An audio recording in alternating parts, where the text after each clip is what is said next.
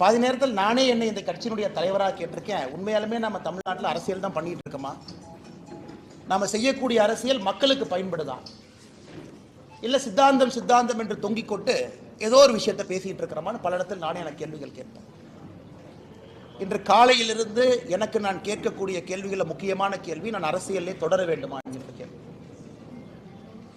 தமிழகத்தில் பட்ட பகல்ல ராஜ்பவன்ல இருந்து 1.5 கிலோமீட்டர் தொலைவில் அண்ணா யூனிவர்சிட்டிக்குள்ள ஒரு பில்டிங்க்கு பின்னாடி, அதுவும் குறிப்பாக அந்த கிறிஸ்மஸ் இரவு எல்லோரும் பேட்ரோலில் நைட்டு வந்து மாஸ் இருக்குது, ஸ்பெஷல் மாஸ் எல்லாமே.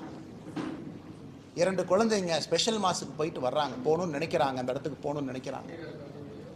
அந்த குழந்தைகளை எந்த அளவுக்கு கொடூரமாக சித்திரவதை செய்து எதற்காக ஒரு பெண்ணாக இந்த பூமியிலே பிறந்தோம் என்று சிந்திக்க வைக்கும் அளவுக்கு ஒரு கொடூரமான செயல் சென்னையில் நடந்திருக்கிறது. அது வழக்கம் போல அது அரசியல் ஆயிடுச்சு. அதனால் பாரதிய ஜனதா கட்சி அதை வன்மையாக கண்டிக்கின்றோம் என்று சொல்வதை விட,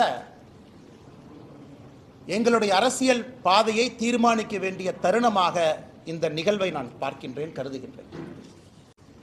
தமிழகத்தில் பெண் குழந்தைகள், பெண்கள் பாதுகாப்பாக இருக்காங்களான்னு கேட்டீங்கன்னா நிச்சயமா இல்லை. அவர்கள் மீது நடக்கக்கூடிய குற்றங்கள் ஒரு நாள் அதிகமாக தான் இருக்கு, எப்பவுமே குறையில்லைங்க. இதை பொறுத்தவரை முக்கிய குற்றவாளி திராவிட முன்னேற்ற கழகத்தில் ஒரு பொறுப்புல, சைதை பகுதியில் ஒரு பொறுப்புல, வட்ட பொறுப்புல இருக்கக்கூடிய ஒரு ஆள். அதுவும் ஏதோ முதல் குற்றம் இரண்டாவது குற்றம் கிடையாதுங்க. குற்றம் செய்து வெளியே வந்து பல குற்றங்கள் இருக்கக்கூடிய ஒரு ஆள் திமுகவிலே தன்னை இணைத்துக் கொண்டு இந்த மாதிரி முக்கியமானவங்க பக்கத்தில் ஒரு புகைப்படமோ அவங்க பக்கத்தில் இருப்பது போல முகநூலில் பதிவு செய்வதற்கு ஒரு புகைப்படம் தேவைப்படுது. அந்த கட்சியில் ஒரு பதவி தேவைப்படுது. இது போன்ற அமைச்சர்கள் கூட நின்று ஏதோ போட்டோக்கு போஸ்ட் கொடுத்தாங்க, நாங்கள் என்ன செய்யறோம் திமுக சொல்லீங்க. இவங்க போட்டோக்கெல்லாம் போஸ்ட் கொடுக்கலைங்க. பாருங்க, இவர்கள்லாம் திமுகவினுடைய நிகழ்வில் பங்கெடுக்கக்கூடிய பொறுப்பில் இருக்கக்கூடிய தொண்டர்கள். ஒரு முக்கியமானவர்களுக்கும் சால்வை அணிவிப்பது, திமுகவுடைய முக்கியமான நிகழ்வில் பங்கெடுப்பது. எங்க பாருங்க, மக்களுக்கு சாப்பாடு போடுறேன்னு சொல்லி சாப்பாடு போட்டிருக்காரு பாருங்க அக்யூஸ்ட், திமுக சார்பாக அமைச்சர்களோடு.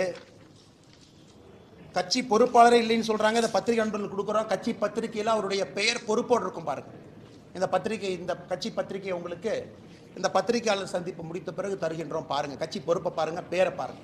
ஏன்னா உங்களால் ஜூம் பண்ணி பார்க்க முடியாது. முரசொலியில் அவரை பற்றி வந்திருக்கக்கூடிய பொறுப்பில் இருக்கக்கூடிய அந்த மனுஷனை பாருங்க. ஆனால் இன்னைக்கு நாம் என்ன சொல்றோம்னா, திமுக தான் இருந்தாரா, இல்லை பாரதிய ஜனதா கட்சி வேலை இல்லாமல் இந்த அண்ணாமலை ஏதோ ஒன்று நேரத்துலேருந்து கிளப்பிட்டு சொல்லிட்டு இருக்காரா? எங்களுடைய குற்றச்சாட்டு அவர் திமுக இருக்கிறது என் குற்றச்சாட்டு இல்லைங்க. ஒரு குற்றவாளி இதே போல ஒரு கொடூர செயலை செய்தவன் திமுகவிலே தன்னை இணைத்துக் கொண்டு அமைச்சர்கள் பக்கத்தில் நின்று அங்க இருக்கக்கூடிய லோக்கல் போலீஸ் ஸ்டேஷனுக்கு நான் திமுக காரன் அப்படிங்கிற புகைப்படம் தேவைப்படுது. அதை வைத்து அந்த போலீஸ் ஸ்டேஷனில் இருக்கக்கூடிய ரவுடி ரெஜிஸ்டர்ல அந்த பேர் வரக்கூடாது. ரவுடி ரெஜிஸ்டர் பேர்ல இருந்தா 21 நாளைக்கு ஒருக்கா நீங்க போலீஸ் ஸ்டேஷனுக்கு கூப்பிடுவீங்க. என்னப்பா பண்ற, இந்த மாசம் பேங்க் அக்கௌண்ட் எவ்வளவு பணம் வந்துச்சு, ஏன்னா நானும் காவல்துறையில் 9 ஆண்டுகள் குப்பை கொட்டி இருக்கின்றேன். பக்கத்து வீட்டுக்காரனை வந்து சாட்சி சொல்ல நீ ஒழுக்கமா இருக்கேன்னு கையெழுத்து போட சொல்லி, இதெல்லாம் ரவுடி ரெஜிஸ்டர் நடக்கக்கூடிய, ரவுடி பெயரில் நடக்கக்கூடிய விஷயங்கள். அதுக்கு போகக்கூடாது என்பதற்காக இந்த புகைப்படம் தேவைப்படுகிறது. அரசியல் அங்கீகாரம், அடையாளம் தேவைப்படுது. அதை வைத்து மறுபடியும் ஒரு குற்றத்தை செய்திருக்கிறான். இதுதான் எங்களுக்கு கோபம். அவன் திமுக இருக்கிறது எங்களுக்கு கோவம் இல்லை.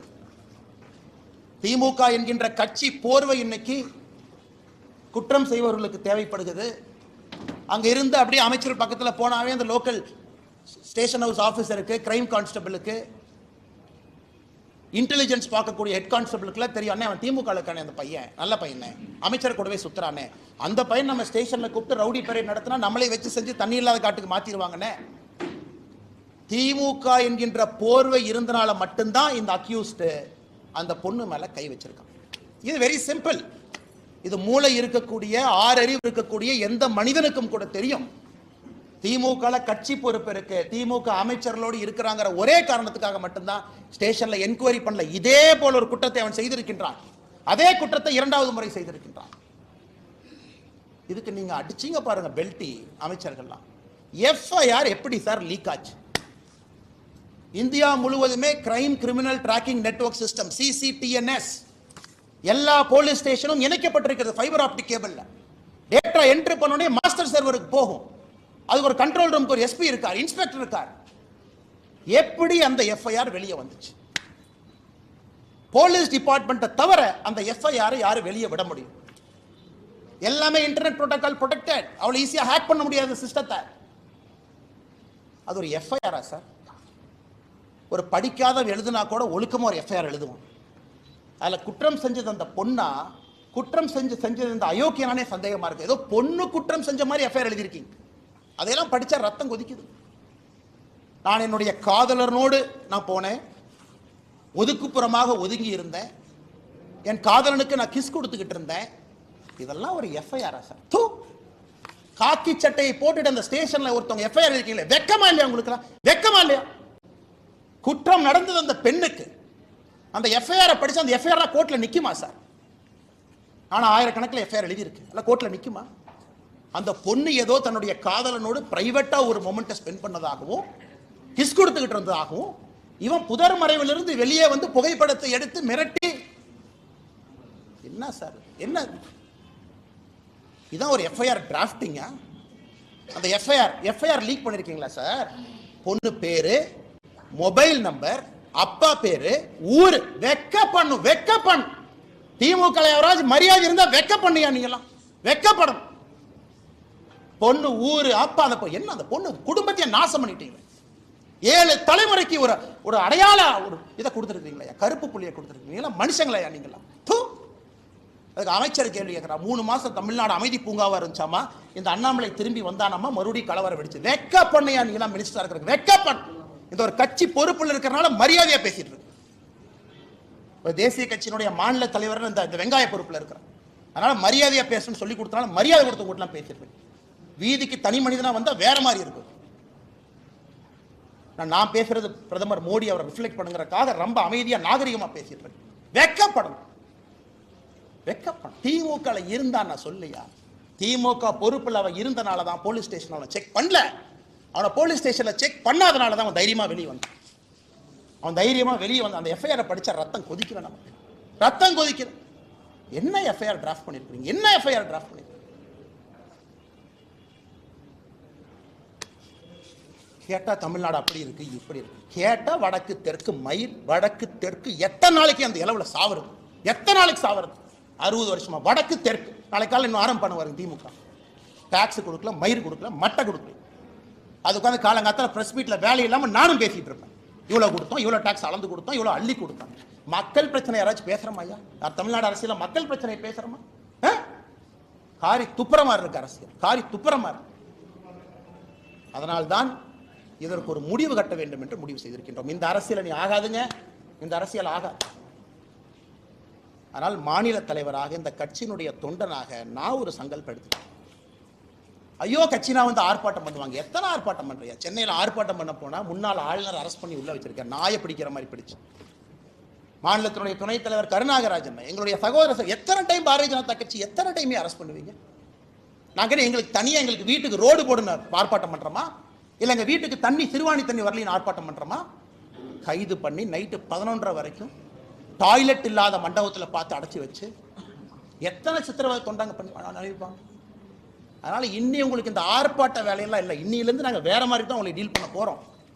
நாங்கள் ஆர்ப்பாட்டம் பண்ண கலெக்டர் ஆஃபீஸ்க்கு வருவோம். எங்க ஆளு எல்லாம் காலங்காத்தால 8 மணிக்கு கிளம்பி வருவாங்க. நீங்க அப்படியே ஒரு 1000 போலீஸை போட்டு நாய் பிடிக்கிற மாதிரி 2 பேர்த்த பிடிச்சிட்டு போகலாம். நாளையிலிருந்து ஆர்ப்பாட்டம் அப்படி கிடையாது. ஒரு வீட்டுக்கு வெளியே ஆர்ப்பாட்டம் நடக்கும். நீ 10,000 போலீஸ் இறக்கியா பார்த்துடலாம்.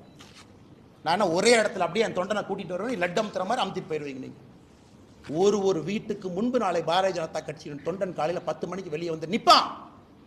தன்னுடைய தாய்க்காக சகோதரிக்காக குரல் கொடுப்பான். இந்த அண்ணாமலை நாளைக்கு என்ன செய்ய போறேன்னு சொல்ற கேட்டு எல்லா பலத்தையும் பயன்படுத்திட்டோம், பேசிட்டோம். என்ன உங்க கையில ஊடக பலம் இருக்கு, உங்க கையில சினிமா துறை இருக்கு. ஒரு படத்தை எடுத்து வடக்கு தெற்கு நீ பிரிச்சா வேலை முடிச்சு போச்சு. உங்க கையில எல்லாம் விருது கொடுக்கறதுக்கு பேசுறதுக்கு ஆளு இருக்கிறாங்க. சமூக நீதினு பேசுறதுக்கு 10 பேர் இருக்கா. பாரதிய ஜனதா கட்சினா சமூக நீதி இல்லைன்னு பேசுறதுக்கு 50 பேர் இருக்கா.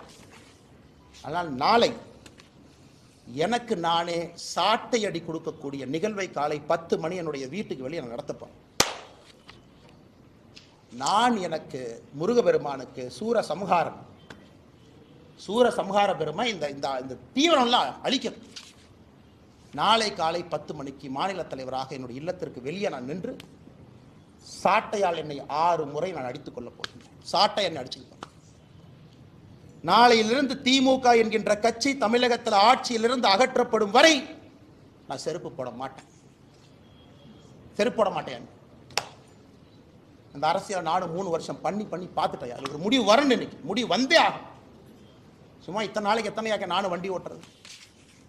வந்தது வேறு, செய்வது வேறு, நடந்து கொண்டிருப்பது. நாளையிலிருந்து திமுக ஆட்சியிலிருந்து அகற்றப்படும் வரை இந்த பத்திரிகையாளர் சந்திப்பு முடிச்சு என் செருப்பை கழட்டுனா நீ ஆட்சியிலிருந்து இறங்குற வரைக்கும் நான் செருப்பு போட மாட்டேன். பார்த்துலாம். நாளையிலிருந்து 48 நாட்கள் நான் விரதம் இருக்க போகிறேன். பிப்ரவரி 2வது வாரம் முடியும். 6 படை வீட்டுக்கு நான் போக போறேன். முருகபெருமான்கிட்ட முறையிட போறேன். எல்லாத்திட்டையும் முறையிட்டாச்சு. நேஷனல் கமிஷன் ஃபார் உமன் முறையிட்டாச்சு. காலகட்டத்தில் வேலையெல்லாம் உட்காந்து லெட்டர் எழுதிருக்கேன். பாருங்க 3 பேஜ் வேலையெல்லாம். அம்மா வாங்கம்மா, தயவு செஞ்சு பிடிங்கம்மா, இவங்கெல்லாம் வயலேட் பண்ணிட்டாங்கம்மா, செக்ஷனாக பாருங்கம்மா. எத்தனை கடிதம் எழுது. ஹியூமன் ரைட்ஸ் கமிஷன் 15 கடிதம் எழுதியாச்சு. நேஷனல் கமிஷன் ஃபார் உமனுக்கு எழுதியாச்சு. வேலையெல்லாம் உட்காந்து எழுதி ட்விட்டரில் போடுறதா வேலை.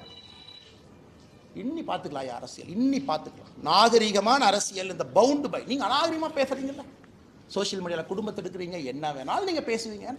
கேட்டால் அப்படியே கட்சி போறவைக்குள்ள ஒளிஞ்சுக்குவீங்க. நாளையிலிருந்து என்னுடைய அரசியலும் அப்படித்தான் இருக்கும்.